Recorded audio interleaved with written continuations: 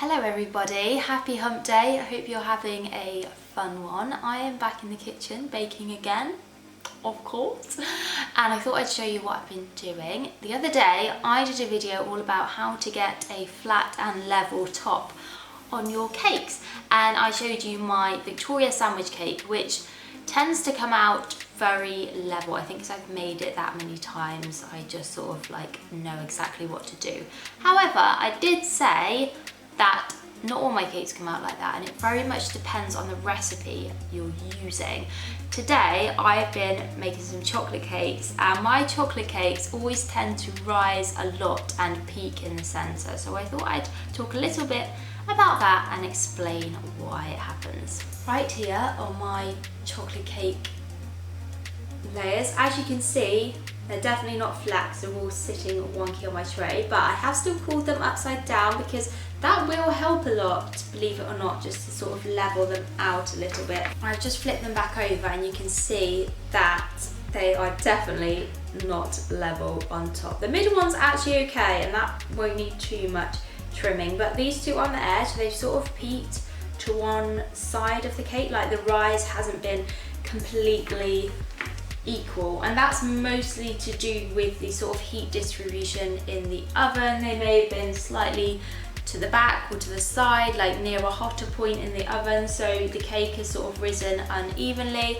Another factor that might have caused that is if the ingredients are not mixed together properly. For example, if the baking powder or bicarbonate of soda is not evenly distributed throughout the mix.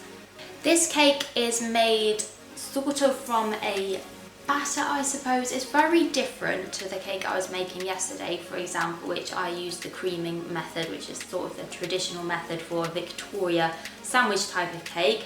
This one has a lot of liquid ingredients, so rather than butter you're using oil, and it contains quite a bit of milk as well. So when it's ready, you're literally pouring it into the tins, and I do find that batter type cakes, things like muffins and things, they do tend to rise a lot in the middle and like peak and crack.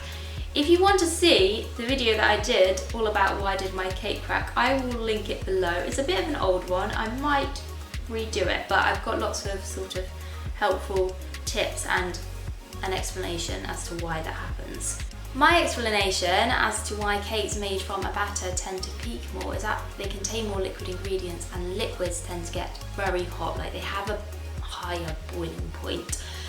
Particularly oil, but also milk, which is a similar boiling point to water. So when your cakes go in the oven, they're gonna get hot quite quickly. Like the liquids will be better at conducting that heat.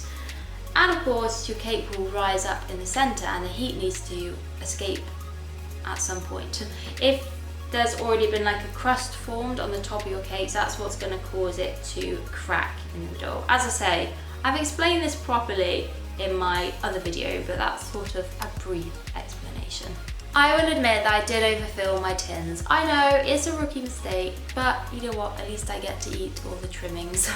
So if you are making a cake, don't put too much cake mixture in your cake tin. You need to leave about, I would say, 1 centimetre for like the rim of the tin, just to give it enough space to rise out evenly. I'm gonna go now and trim my chocolate cakes ready for icing. We're gonna get these nice and level, don't you worry about that.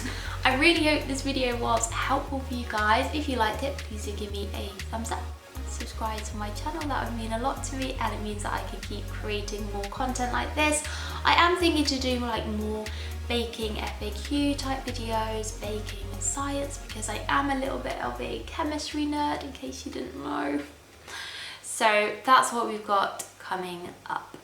Thank you so much for watching. If you have any questions for me, please do pop them in the comments below, or come and say hello to me over on Instagram. See you soon, guys. Bye.